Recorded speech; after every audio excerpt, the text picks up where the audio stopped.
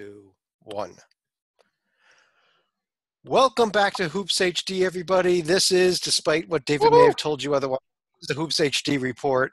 I'm your host, Chad Sherwood, joined by a panel of college basketball experts. We have John Stalika, Rocco Miller, John Titel, Matt Zukowski, and the puppet David Griggs, all joining us tonight to review and recap the past week of college sports, preview the next week, at least in college basketball, and talk about anything else that comes across during the course of the show. Did I cover everything? I hope so. Yep. Great show, Chad. All right. All right. Then thanks for joining us, and we'll talk to you all. Joining us, and we'll talk to you all next week. All right. Let's get down to it, and let's go ahead here. And I'm going to pull up on the screen the standings like we show every week, and we're going to start things off tonight in the Big 12 Conference by popular request, where the West Virginia Mountaineers are now the number 2 team in the nation. Villanova took over as number 1 today.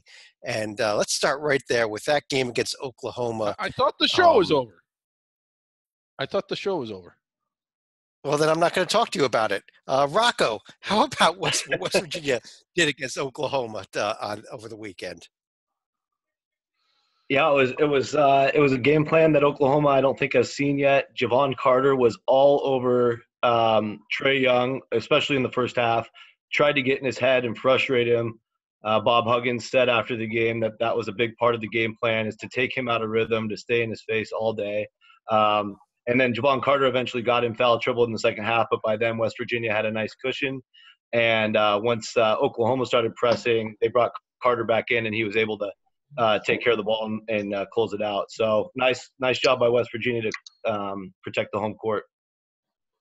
Yeah, and John T., as a result of that game, actually, we found more about Trae Young. Here's his Wikipedia entry, correct? We lost Titel, but we'll try to get it back. But... on the other line. Yeah. Answer that.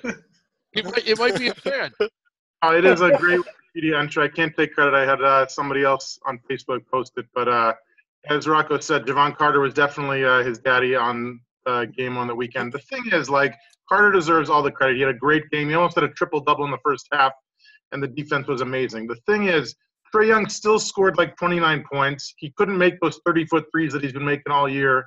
And the thing is, he almost fouled out the entire Mountaineer team. I think 4 of their starters ended up with 4 fouls, and he ended up closing the gap at the end. I mean, I think it says not that Trae Young is human, which I guess it does a little bit, but that, he's almost capable of winning a game by himself, because he didn't have a ton of credit.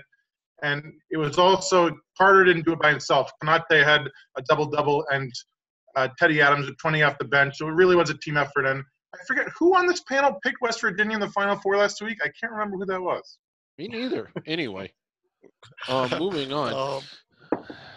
But yeah, a couple other games though. Stalika, we saw. Can I make a quick point? Just it's an actual serious point. I say this a lot. There are games that are played during the regular season that are harder to win as an individual game than any individual tournament game.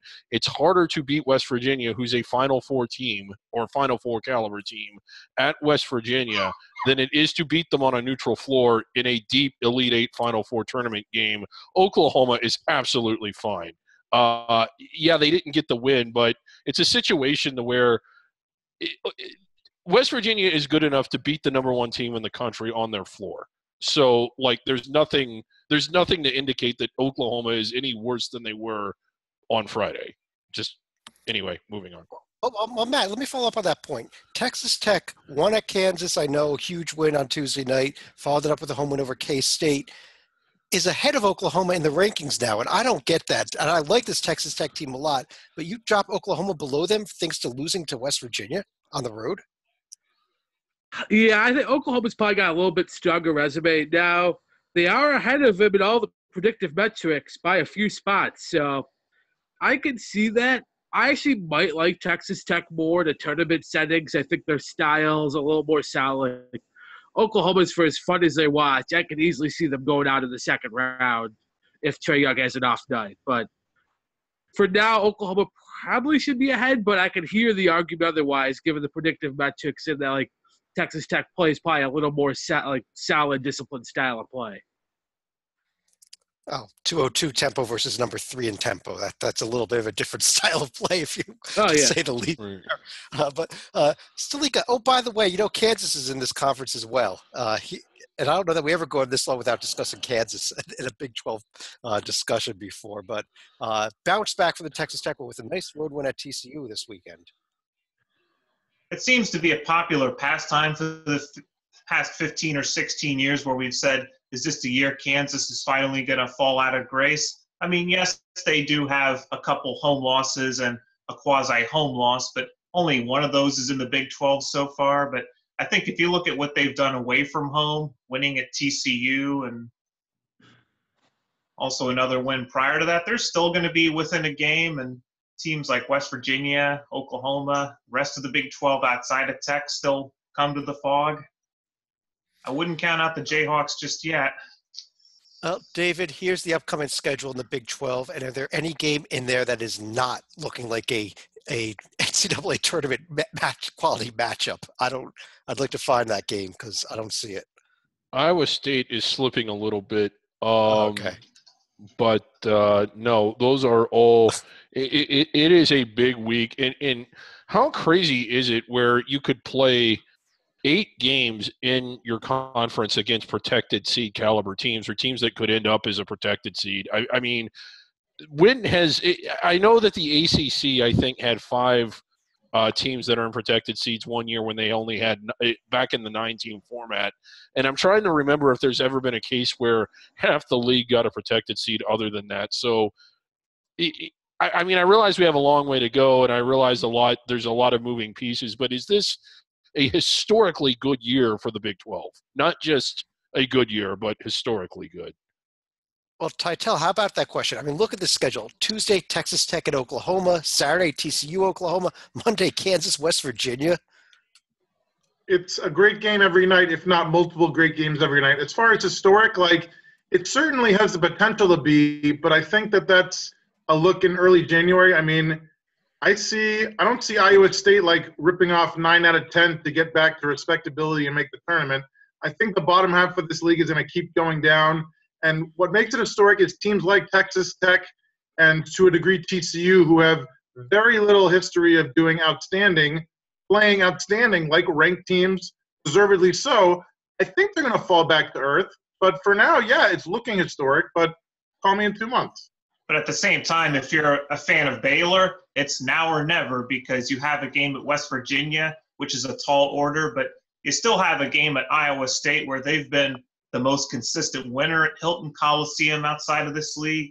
And then you get about as close to a winnable game as you'll find in this league at home against Baylor the following Monday. So they did get the win at home against Texas, but they're going to need a lot more to get back in the picture here.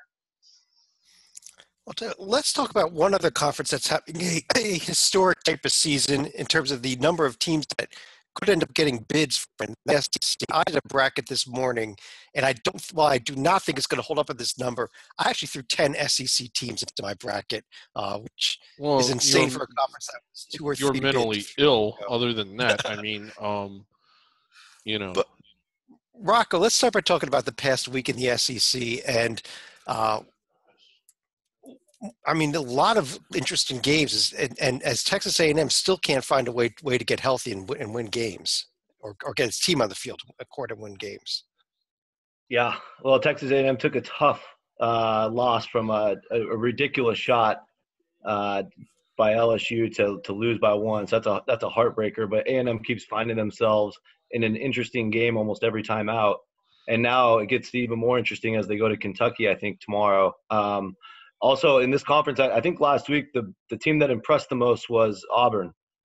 They started the week off by going to Tennessee and pretty much handling them, pulling out a 10-point win, and then turned around and got off to a big start against Arkansas and held them off for a 9-point win. So Auburn still only losses to Temple. Strange. Clemson's got the same problem. But Yeah. they've really been utilizing that talent well, and they're on a nice run right now. Well, Titel, let me ask you about both those teams. Let's start with LSU. This was a team that I thought I would get ripped apart. I wasn't ripped apart as much this morning when I said that as of right now, they would be my last team in the field. But I mean, look at the resume. It's suddenly looking a little impressive despite some asterisks by the A&M win. If only we had a team sheet we could check out. I will rip you apart for that. I think that certainly respectable and certainly better than I or probably anybody thought. I love Tremont Waters. I think he has a chance to be SEC Freshman of the Year, which I had all given to Michael Porter Jr. a couple months ago. Obviously, the injury bug bit him hard. The win over Texas A&M looking less good. The win over Michigan looking better. No shame in losing to Kentucky. That Notre Dame loss, though, I mean, 39 points. That's isolated and way back a couple months ago. But people are going to see that one. And Stephen F., they're going to make the tournament, so it won't be so bad. But I don't know. Okay, Yeah, sorry the about next that. Here. yeah, the next 9 games for LSU are all losable, so they're gonna have their work cut out for them here coming soon. Okay, hopefully I got the screen back up there. Thanks. I don't think it ever went off. Oh, okay. Well, it went off on my side, but hopefully it stayed up for everybody else. Technical difficulties, but Matt, how about Arkansas? Now suddenly falling to 1-2. Any trouble there for this Arkansas team that was playing really good just a week or two ago? Well, yeah, they're back probably out of the protected seed discussion, but they're still in okay shape for the tournament. That Oklahoma win out of neutral court's going to look real good the rest of the year. I wouldn't be panicking too much. I think they might be falling back a little bit more toward their level. I think they are more of like a 7 to 9 seed type team, not necessarily protected seed. But I wouldn't be worrying too much. It may be similar to like Tennessee. Tennessee got the Kentucky win to stay in the title a little bit, but they're, again, probably falling from the protected seed discussion a month ago to now back to like the 7 to 9 seed discussion, which is probably what they are as a team. I guess there's one other team I want to really quickly mention here, David. And while they really don't care very much about basketball tonight, especially recording this on January 8th, Alabama, I did not have in my field today, despite having 10 SEC teams in there. This team is really going the wrong direction, aren't they? Yeah, and it's kind of surprising because they looked so solid just a couple of weeks ago, but they've really hit the skids, and Georgia just pounded them. That was one of the bigger surprises of the weekend. Not that Georgia won, but just how uncompetitive the Tide were in that game. And this was a team that I thought was looking like a tournament team, but they haven't the last couple of weeks. And could you believe, it just goes to show you that the SEC, the buzz around the Alabama-Georgia game, they're still buzzing about it. Both campuses. It's just, wow. Now, we could also be seeing some parallels to Vanderbilt last year. While Alabama, they don't exactly have the number 2 strength of schedule like the Doors did last year. They can easily vault themselves right back up with a couple wins against the top this year.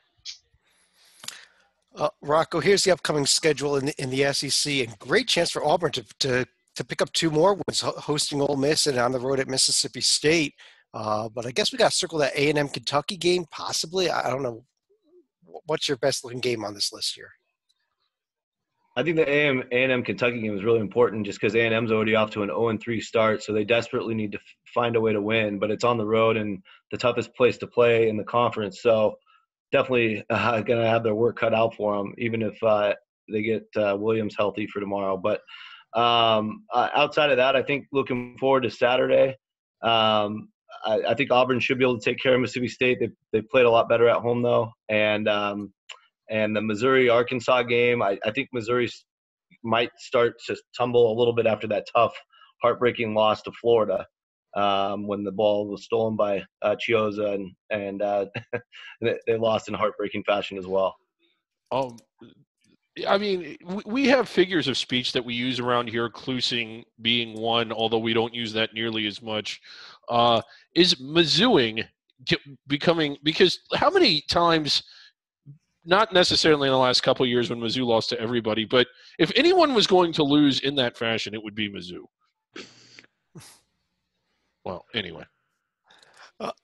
I'll tell you what, why don't we move on to the ACC, which is a conference we normally show off with. Hopefully my audio difficulties have sorted themselves out and you can all hear me now. But in the ACC, and let's start with, well, Tytel, I think you wanted to discuss a little issue with North Carolina and Ted Valentine, correct? Unfortunately, we don't have the video, but Damn you, technology. So they had a pass to Joel Berry towards the end of the game, and he got held by a Florida State player, and the ball went out of bounds, and they sent it the other way.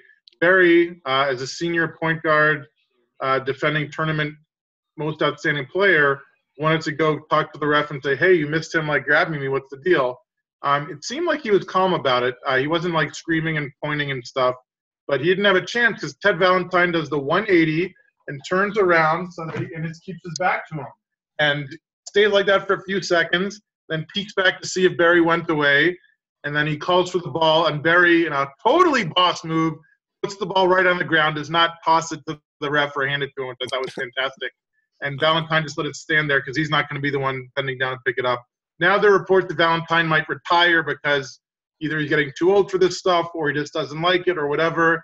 The weird thing is he's actually a decent ref. He's been in several Final Fours, and you don't get to be that on reputation as a jerk. You get to do that because you're good at your job. But turning your back on a senior point guard who wants to ask you a question at the end of a tight game seems a little disrespectful to me at the very least. Yeah, as far as I know, the ACC still has the normal assignments for Valentine, but the Big Ten did pull him off a couple games, including the Ohio State and Michigan State, which we'll get to a little bit later. Well, Sleek, let me stick with you a second here. Talking about North Carolina, losing to Florida State, losing to Virginia, is there cause for concern for the Tar Heels, with back-to-back losses like that? Might be cause for concern as far as a protected seed goes. I don't really blame them for losing at Virginia, although the Cavaliers seem to have their number as far as keeping them about 20 or 30 points below their typical average. The game against Florida State may be one that quote-unquote gets away, but I still think the Tar Heels have plenty of good things on their profile, primarily stemming from the PK80 Invitational, that it shouldn't damage them too much for the time being. Well, I'm not talking even as much as seeding, just as much as concern for, how deep can they go? This is Not very. This is not a team that's looking like a Final Four team by any means right now. David. Not right now, but I certainly wouldn't bet against them in the upcoming months. Well, and another team, David, that I guess is treading the other way. How about Joby's not with us, our colleague who knows everything about Virginia, but those Who's up to number 3 in the nation and looking like a 1 seed. Yeah, and they are looking like a 1 seed. They've played like it. Their profile certainly shows it. They've only have 1 loss. I believe it was on the road to West Virginia, who we just got done praising. They're looking as good as anyone. Now, there's some other teams with bloated records, but Clemson, while they're having a really good year, hasn't done it. They haven't lifted nearly the weight that Virginia has in that role, and they've won on the road. They've won at home. They've won everywhere. If only we could get their team sheet up. Clemson? No, Virginia. Okay. If only there was a way to do. Hey, look at that! Look at that. Virginia only loss at West Virginia. Not too many in terms of big time, but that North Carolina win is a nice one. Yeah. And again, the Virginia Tech and VCU wins, maybe not as incredible as they seemed at the time, but I really like this team. Looking like a 1 seed. We'll see what they do. They certainly will get their chance at big road wins. I like their team, but that profile, they're going to need Rhode Island to go storm through the A-10 because that's about the only thing they really didn't know out of conference. And come 1 seed level, that's going to be hard. Like their fellow conference mate Duke, Villanova, Michigan State, all I think did more out of conference. Like that's where it might be a little tougher for Virginia come 1 seed discussion time. Well, Rocco, we want to talk about, he mentions Duke, and probably I thought one of the most surprising results of the entire weekend, that Duke just really couldn't even get back into that game against NC State on Saturday. Yeah, Duke seems to always have trouble when they go to Raleigh, no matter how good or bad NC State is. So I know it's a crazy atmosphere, and Duke's got a young team besides Allen. Bagley obviously still showed up. He had a huge game, but like you said, it was too little too late. They got the momentum early and didn't let go. Now Duke's lost to BC and NC State in road games. I think Duke's still one of the best teams in the country, and they're going to go on the road and The thing about Duke, you got to realize every time they go on the road, it's going to be a crazy atmosphere. Every school is fired up to play them. It's their Super Bowl, basically, unless it's one of the top teams in the league. So, that's just, what Duke's up against every year, it seems like. Well, Duke this coming week is at Pittsburgh. They host Wake Forest, then they're at Miami. Hopefully they can win at Pitt, Titel, but I'm starting to doubt this team's ability to win road games. I mean, it is the ACC. I don't think you have any shame in losing on the road. I mean, Florida State just lost at Miami. It doesn't make Florida State a bad team. It means Miami's one of the best teams in the country. Yes, but BC and NC State are not as good as Miami. This has been a criticism. Duke, NC State's as good as anybody. On the grounds that they beat Duke. Well, is Boston College? I mean, my thing about Duke is that they typically struggle in true road games. I think last year they were 3-5 in true road games, or maybe it was 4-6 or something like that, which isn't terrible. But when you're talking about protected seeds, you tend to do a little bit better than that. Now, they do have some great wins away from home, but in true road games this year, they're 1-2, and the three teams they played are not likely to make the tournament.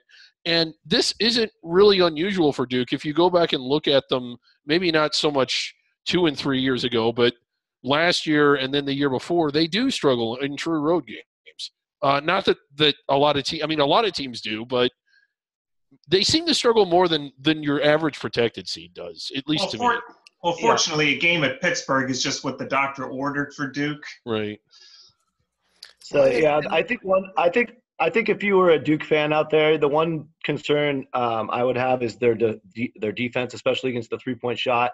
It seemed like NC State was just drilling threes open a lot of that game, and then also if you go back and watch the BC game, they drained a ton of threes. So Duke's got some defensive concerns they got to iron out, but you got to figure with Coach K and a couple months to work with and a lot of big games.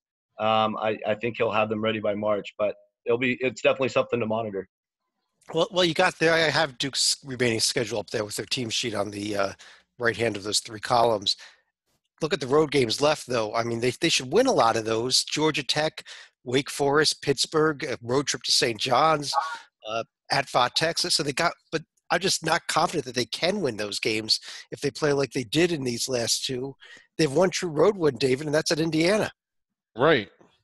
Not likely a tournament team. Now, they'll win a couple of them, but are they going to beat anybody in a again, the measure, at least for me, and this is general, it's not specific, and Duke does have a lot of good wins away from home, and I don't want to pretend like they don't, but when you're talking about protected seeds, you're talking about at least one win in a true road game against someone that's in the top half of the bracket, wearing white in the round of 64.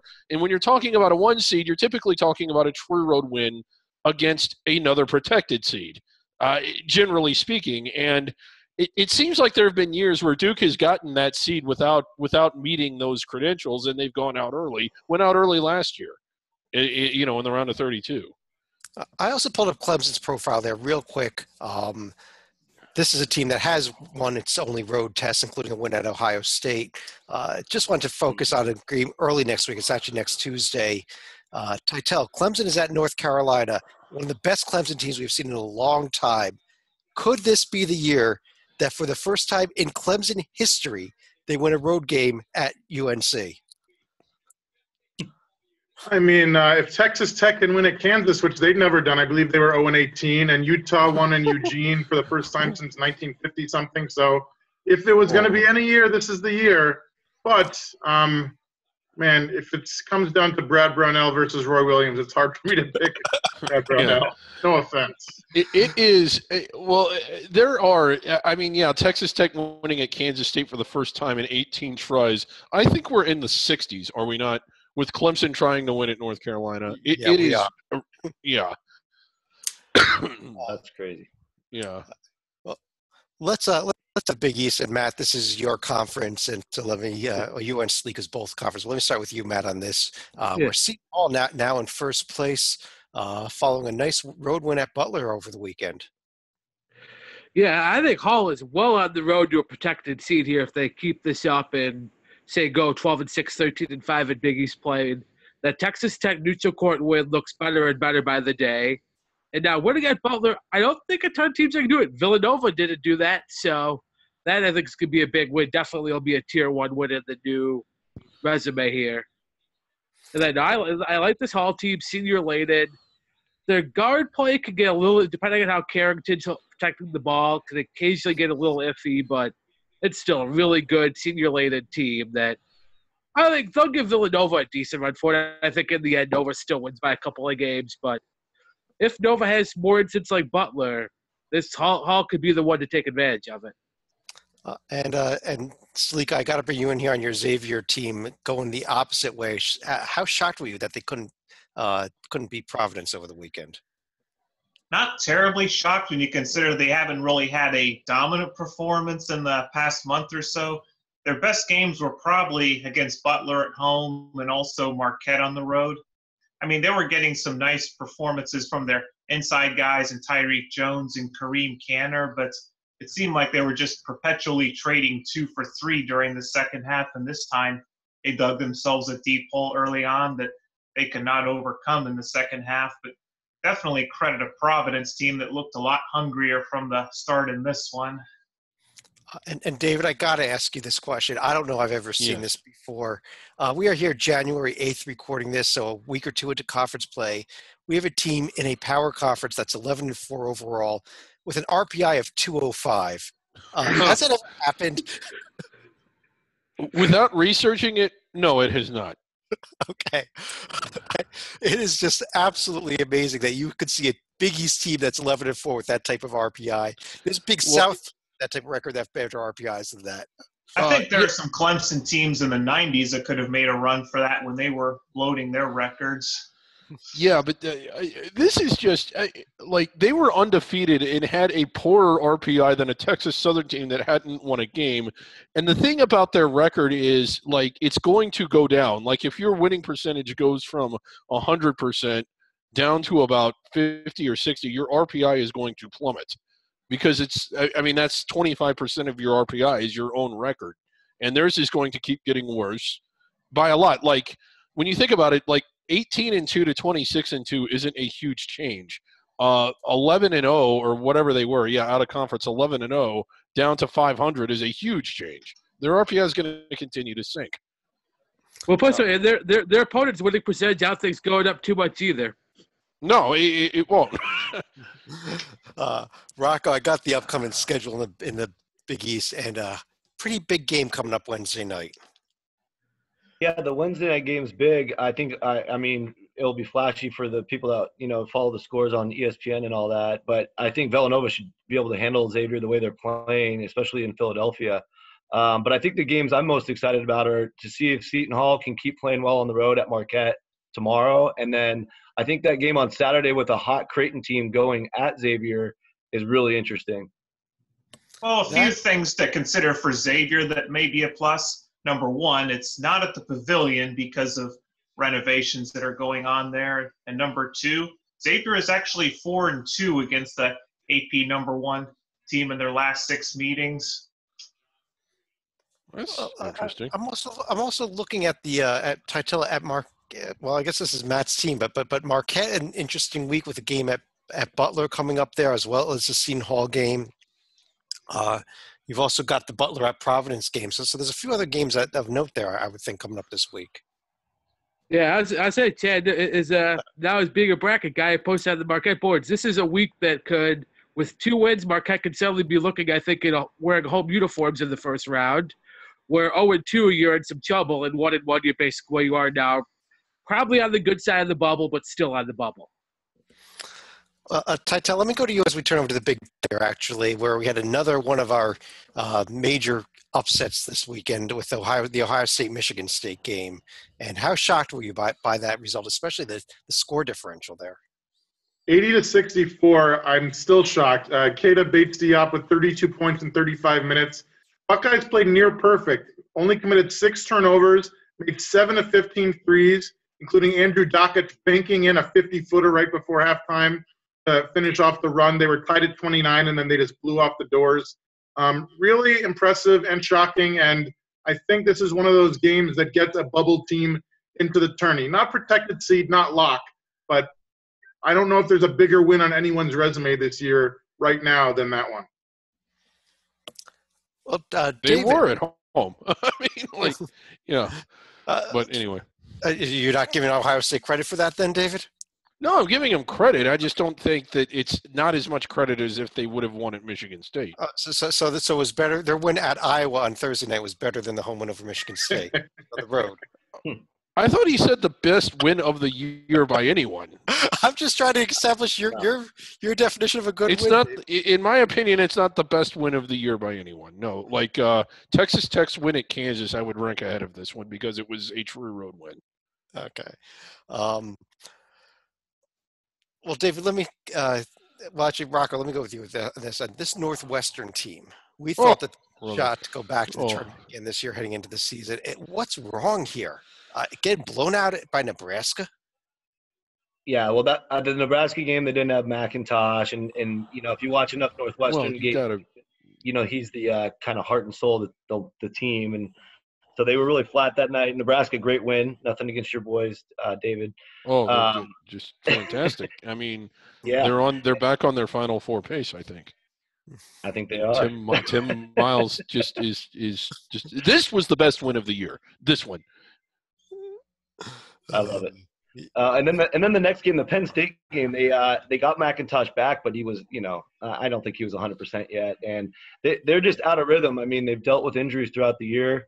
They could get hot later in the year, but they've dug probably too big of a hole. Hard to foresee them getting out of that and back into at-large talk. So. All right. Well, I guess one other team I want to really briefly discuss here, Matt, is this Minnesota team laying a clunker against Indiana for a team that really needs wins. Well, yeah, we got to mention, Reggie Lynch really had no business playing this year and even last year, given what we know now that he had one situation that the police investigated and cleared him, but another one that's basically been going on this entire time that now the university is kicking him off campus for that, not good for Richard Pitino to be playing him, and doesn't look like the apple falls far from the tree there. But, without Lynch, and I guess in a mere wow. Yes. Anyway, sorry. And I'd say too, like hurts for them is it looks like star sophomore Amir Coffey hurt his shoulder in that game too, and with him out and Lynch out, I think you could basically put a fork in the Gophers. Yeah, so what are we down to, a 4 to 5 bid Big Ten, depending on Maryland, Titel? Is that what we've got left? Yeah, I mean, Maryland looked pretty good the other night against Iowa, albeit at home, which obviously David is going to give no credit to. I think that the top 4 are not locked. Purdue and Michigan State are locked. Ohio State and Michigan are looking great. Maryland's looking average. I'll set the over-under at 4.5, and I'll go just over. I think Maryland can squeeze in, but it's going to take a lot more work. Well, here's the upcoming schedule. Some interesting games this week, Stalika, including Purdue, Michigan. We've got that Maryland, Ohio State game. A few others of note there coming up. Maryland, Michigan also. I was about to mention Michigan, but they've got the group of death this week with the home game against Purdue, their in-state rival Michigan State on the road Saturday. Oh, and also a game 48 hours later at home against Maryland. But if the Wolverines come out of this unscathed, they're going to be shooting up the seed list. Oh, yeah. They go 3-0. Yeah, they go 3-0. No, it's 3. Wow. I mean, if Rutgers were to go 3-0 against those teams, they'd also be shooting up the seed list. Rutgers is at Michigan State Wednesday, hosting Ohio State Sunday. They got a shot there, right? Well, yeah, if they win both of those games, they will still not be in the field. But they'll be closer to it. Let's head over to the Pac-12, the last of our 6 major conferences. And I don't know if you want to talk about Colorado or not, Titel. Why not? They beat ASU, didn't they? Yes. Something on Saturday also. Wow. Colorado had a hell of a week, albeit at home. But what an amazing week that they pick up this home sweep over Arizona and Arizona State. Can you figure this out, Titel? What got into this Colorado team? I mean, I think it was a combination of ASU couldn't hit something from the backside of the barn. I think Shannon Evans on Thursday was 0 for 8. He's one of the best players in the Pac-12. He just did not show up. And then Saturday, a poor performance by Arizona. They only lost by 3 on the road, so David probably would credit this as a win because it was on the road. But yes, so, it was a road win. The thing is, I mean, they lost a ton of talent from last year, but if you look at their resume, I think, and correct me if I'm wrong, anyone, I think as of today, this team is not in the field despite an amazing weekend. I would agree with that. Yeah, I don't think this is a Yes, I agree. here. Go ahead, Rocco. A lot of bad losses still. Yeah. Yeah, a lot of bad losses. They got something to build on, but the committee's always going to value those road and neutral wins, so they're going to have to start doing something on the road. They started the Pac-12 schedule in the Oregons and got throttled in both of those games, so they are not playing well on the road at all yet this year. So a long way to go. They've got the LA trip coming up. They get to play the Arizonas again later this year, so we're not ready to put them in that field. But McKinley Wright's an incredible player. Nice job by Tad Boyle to recruit him, and he played great in both those wins. They do have a tremendous home court advantage up there in the Rockies. It's a brutal road trip. I can't find a tougher road trip anywhere in the country where you have to go to Salt Lake City and to Boulder, which is only a day apart. I think the Arizona-Utah game got over really late Thursday night, and then they had to play a noon tip-off local time on Saturday. So really about 36 hours between games. Not to make an excuse for Arizona, but that's tough, and they schedule like that a lot in this league. I'll say real quick background here on McKinley Wright, and he was originally going to date it with Archie. I was a little surprised Archie didn't take him to Indiana, given that he doesn't have a point guard on that roster currently. But man, Tad Boyle takes advantage of it, and now I bet you some teams are probably recruiting him behind the back already to get him to transfer somewhere. Probably. David, while probably not having much of the tournament implications, this was also a hell of a week for Stanford, which not only beat UCLA, then had one of the most craziest wins you've ever seen last night, late over USC. Yes, it was about as much action as you could have in the final 10 seconds as possible, because I think we had 3 lead changes, did we not, or was it just 2? No, yes, it was 3. And a half-court buzzer beater, yes. And a half-court buzzer beater. So Stanford, while, again, not tournament implications, unless you look at it from the fact that it's yet USC slipping even further down the chain and needing to string together even more wins. Still an exciting weekend for Stanford, and I don't know. I like this team. I don't think they're going anywhere, but I like to see them do well. And that was just the most recent game, because you also have to go back to their double OT thriller against UCLA, where I think it was Stanford who hit the 3 to send the game into overtime. Yeah. UCLA ended up hitting a 3 themselves to send it to double overtime, and then Stanford outlasted the Bruins. So if they're kind of like middle of the road, beating the bottom of the league the rest of the way and losing to the top of it, they'll still get to have a good time at the banquet because of this weekend. So good for them. But somehow they lost to Cal at home last week. Yeah. Yeah. Here's the upcoming schedule in the Pac-12. The games in the Oregon schools are at the Arizona schools. Also, kind of circle that Thursday night Utah-UCLA game. Yeah. If this game was later in the season, it would have a lot of bubble implications type of game. It's what it would feel like. Mm-hmm. Especially Utah with the 0-2 week against the Arizona schools this week. But let's run through a few other conferences real quick. And while I personally happen to love the style of play they play in the American, with those wonderful tempo numbers. Oh, yes, it is just an outstanding – I mean, there's fast, and then there's all-star game numbers, and then there's the American. Well, Mike Dudley is sort of trying to fight the good fight there, Tulane. Yep. Oh, I've actually enjoyed watching Tulane this year. And I'm not saying that to be facetious. They've been not tournament good, but way, way, way better than I ever remember them being. I can't remember them having 11 wins at this point of the year outside the brief Perry Clark run. Yeah. But I think it was probably a Hoops Junkies nightmare on Sunday at noontime when Temple and Central Florida were playing each other, knowing that your alternative was a blowout between Good Davidson and George Mason. Oh, it was, yeah. I slept in. Titel, this Wichita State team, another nice 2-0 week. Not that they played anybody that's great. Houston has a pulse at least, but what do you do with this team? They're up to 5th in the rankings. Is this a team that could that's a 1 or 2 seed type caliber or not? I forget who on the panel last week put Wichita State in their Final Four. I'm going to have to think about that. Wichita State has 17 games left. I assume they're going to be favored in 16 of them, except for, as Stalika knows, the one game at Cincinnati, which is on February 18th. I really think this team can win 25 games, and because of that, I think this team – I don't know about 1 seed.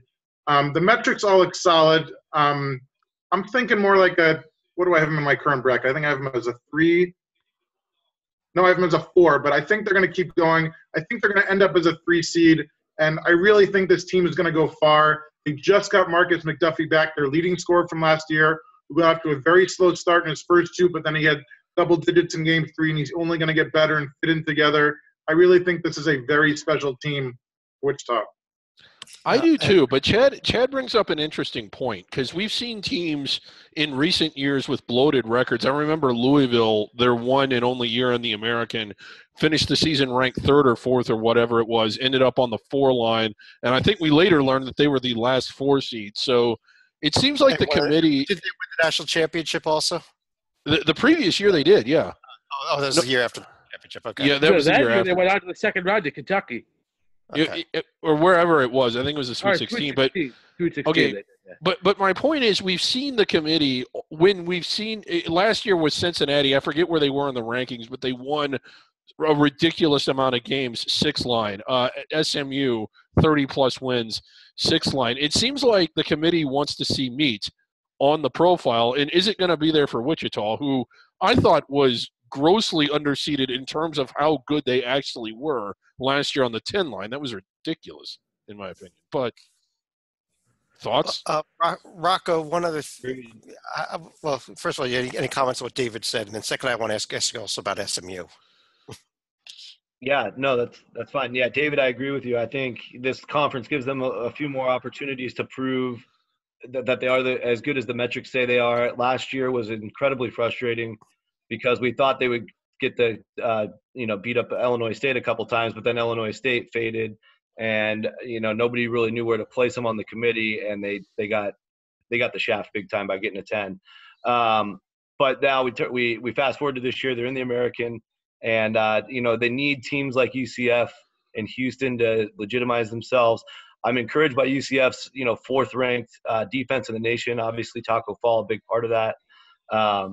And then, Chad, going to your question on SMU, they look like a tournament team coming into this week, but they had a really, really tough time on the road. Obviously, getting upset at Tulane and then going to Cincinnati and getting slapped in the face. So, SMU they still on eye test wise look like a tourney team, but there's not a ton of chances in this league. You got to look to knock off one of those 2 top teams. So, really interested to see how many bids we get out of here. Well, next week, it's not coming up this week. I think it's early next week. They got the trip to Wichita State.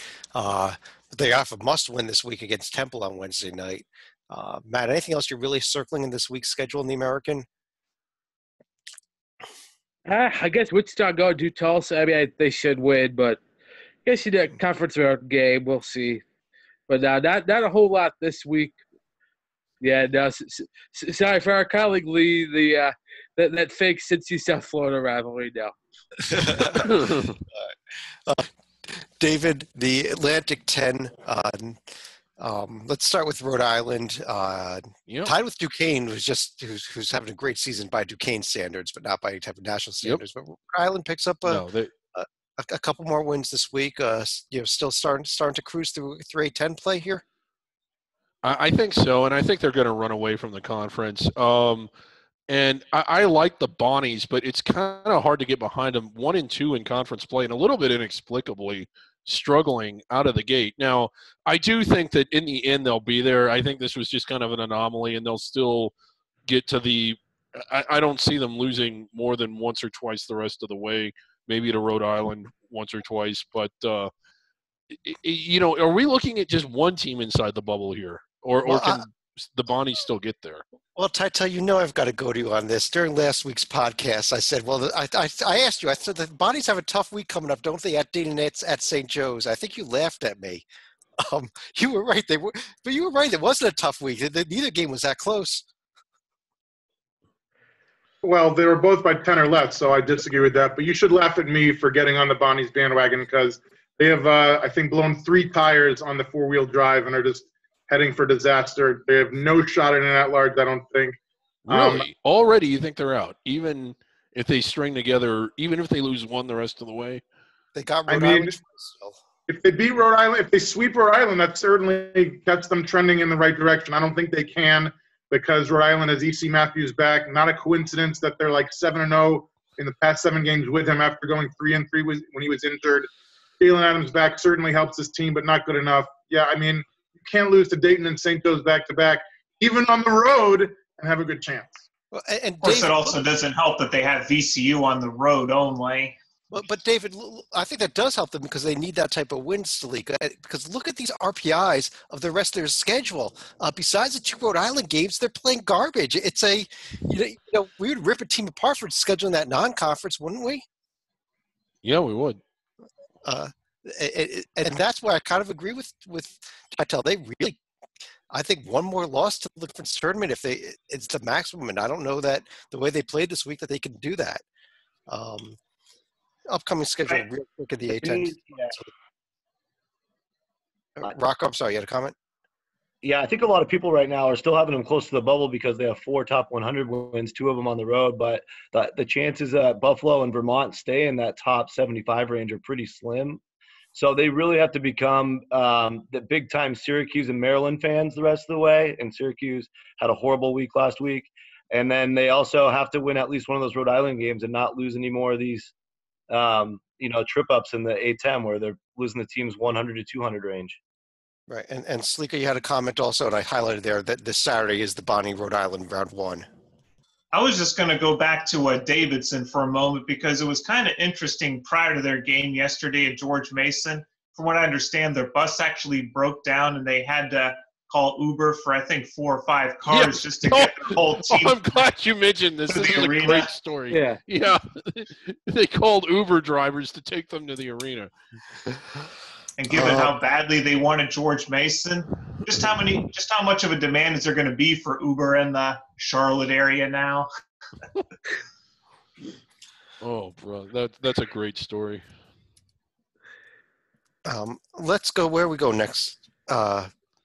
Mountain West Conference, and Matt, we were talking about the Mountain West as being a possible 2-bid league. Might still happen, but Boise State, a rough trip to Wyoming this weekend. Yeah, it's like I don't think that's all that bad of a loss. I watched. I thought Wyoming was decent because I did watch the Nevada-Wyoming game last week, and I thought Wyoming not a half bad team, but they can't afford too many more of those slip-ups. They probably need 14-4, 15-3, probably in Mountain West to realistically be in the at-large hunt because their win at Oregon is not holding up real well. So they definitely need to get Nevada once, and then probably get San Diego State, and then not too many more slip-ups, or else it will be Nevada or bust for the at-large. Speaking of bust, UNLV going down at home to Utah State. Ouch. Yeah, it's definitely not in the at-large picture anymore. I mean, if you want to make it some type of argument for San Diego State, but even that's kind of difficult. I think they probably have to win out most of the way as well. Let's quickly turn over to the final conference for the night. Over in the West Coast Conference, where Titel, we still got Gonzaga and St. Mary's both undefeated. Can St. Mary's get a bid? Let's put it that way. Without if they just beat everybody other than Gonzaga. No, but if they beat Gonzaga, I think so. They're 15-2. Their 2 losses, both neutral site, by a combined 7 points to Washington State, who's not making the tourney, and Georgia, who's probably not making the tourney, but in overtime to an SEC team. If this team keeps winning and loses to Gonzaga twice, they'll be, I believe, 27-4. Not a great strength of schedules. I think it'll be like a couple of years ago when they went like 29-4 and missed out. If they can beat Gonzaga 1 out of the 2, that makes it very interesting. Rocco, you were at the St. Mary's game the other night. What is your thoughts about watching them on the court? I mean, did it look like a tournament team? Yeah, I mean, well, Emmett Nar and of course Jock Lawndale, those guys are players, and Colin Neal gives them a real big spark off the bench. You know, he's been at 3 other schools, but he's a fiery guy, and I don't think they're going to lose at home except for the Gonzaga game. They just can't seem to get over the hump. The season's really going to come down to that potentially. But the other thing I think about the WCC that people nationally might be overlooking is the top 4 or 5 now are pretty darn good. Like San Diego's the best defense in the country, and I'm kind of ruining my final thought right now. But I think San Diego's got to knock one of these 2 teams off out of the 4 tries they'll get. And then BYU took St. Mary's to overtime last week. Then you've got Pacific, who just beat BYU. And Loyola Marymount gave Gonzaga a little scare. So, I mean, I think assuming that St. Mary's will just come down to those 2 Gonzaga games is kind of selling the rest of the league short. We're finally in a season where there's more to talk about than just these 2 teams, although they are clearly the 2 best at this point. And St. Mary's would make a great tournament team. I think the way that they select teams on the committee, it's going to be hard for them to make it look pretty without a Gonzaga win. Yeah, I think they can only afford 1 non-Gonzaga loss, and then they have to beat Gonzaga. So I think 16-2 with a Gonzaga win, the St. Mary's probably gets in, but anything worse, and it's the NIT again for him. Okay, well, there is the West Coast Conference coming up. The schedule, St. Mary's is at Santa Clara and Pepperdine this week. Gonzaga hosting Portland and at San Fran. But on that note, I think I'm going to go ahead and pull the screen share down here and run through each of you for any other final thoughts for the evening. And Matt, you were just speaking, so I'm going to stick with you. Any other comments? First, a quick shout-out to Marcus Howard for that 52-point game at Providence where he just won NBA Jam in the second half in overtime. But here's one on the Big 12. For as good as it is, and I think it is, over the last 12 years, the number 1 KenPom team only put a combined 4 teams in the Final Four, never a national title. I think the Big 12 faces a similar fate. I think they have a lot of teams that can make the second weekend, but I think are just going to fall a little short of the Final Four. And I think both Oklahoma and West Virginia, 2 of their flagship teams, might be prone to an upset early on. Say West Virginia, if they face a good guard team like they got Stephen F. Austin a few years ago early, and Oklahoma, if Trae Young does a 7 for 24, I think both are vulnerable, possibly even to an early upset. And for as good and entertaining as the Big 12 is, I'm not sure its March is going to be quite as good as people expect. Oh, okay. That's a pretty bold prediction, actually. Stalika. We talk quite frequently about the Cameron crazies at Duke, and we also talk about the curtain of distraction at Arizona State. We also have a budding news story this year, sorry, Titel, and that's going to be at Rutgers, where they have some rather odd pregame videos meant to distract the team. And we're going to go ahead and pull up the screen share here and give you a little example of just what teams have been dealing with.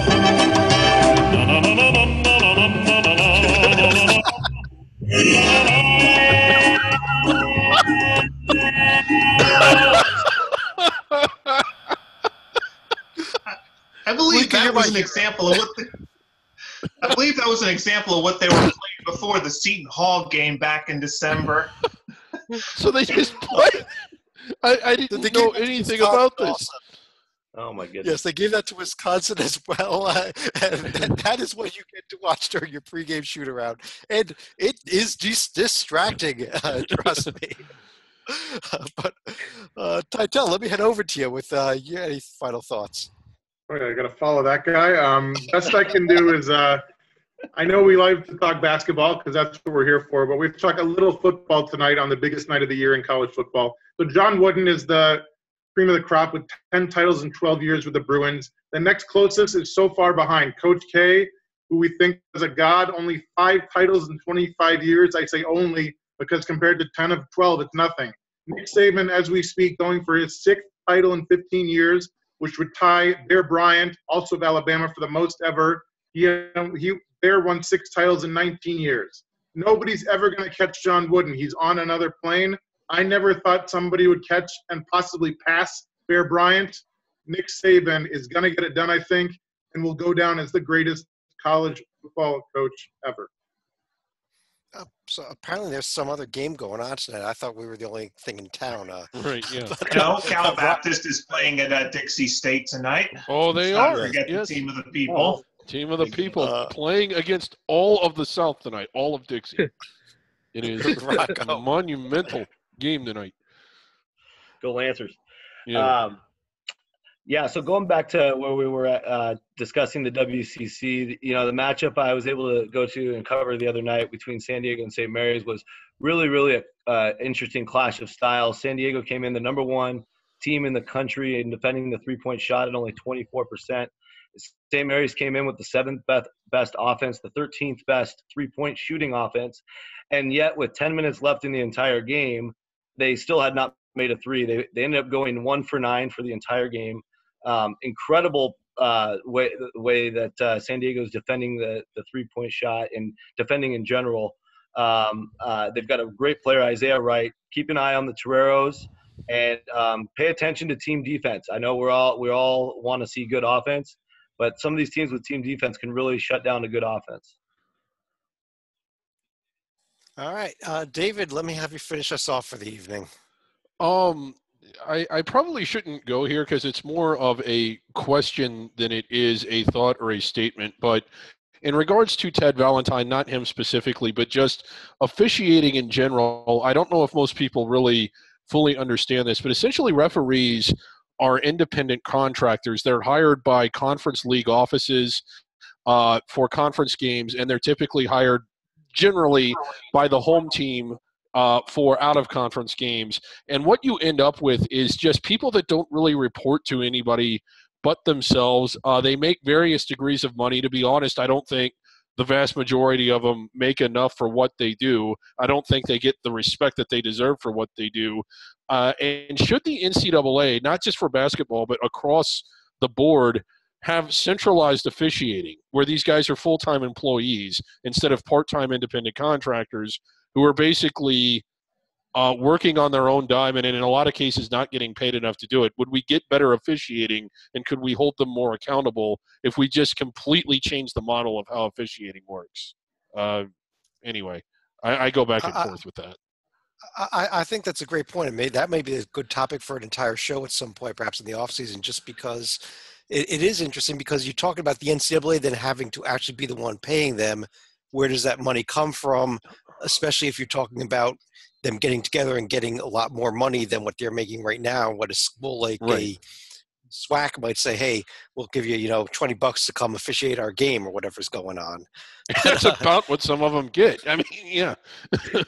I think it's up to the conferences, and they need to do so. Like, I think if you want the quality of refereeing to improve in that, hire former the power, whatever, all the conferences we talk about here on the Hoops HD report, form a consortium, get these guys hired, pay them real what they make or even a little bit more, but do it so they don't have to do 6 nights a week in 5 different states and they're run ragged and you get inconsistent refereeing, which is honestly human nature given that the way these guys are traveling and, like I said, doing like 6 games in 5 states a week. Yeah, and I don't think for 1 second Ted Valentine was in the right for what he did. But another part of me is like, this guy has – I mean, the way that they're treated by the coaches, by the players, by the fans, and how little they're paid mostly. I know, like, Ted Valentine makes more than most because he has the reputation. Yeah, eventually you're just going to get mad and say, screw it, I'm turning my back. Even though he shouldn't have done that at all. I'm not saying that at all. But should there be, like what Matt said, some sort of centralized officiating? Well, I think it's a real good topic, and maybe one we could explore even more in the future. But I guess on that note, it is time for us to get going here because there is a football game on that some of us want to watch, I think. But on behalf of John Teitel, Matt Sikowski, David Griggs, John Stalika, Rocco Miller, I'm Chad Sherwood. Thanks for joining us, and we'll talk to you again real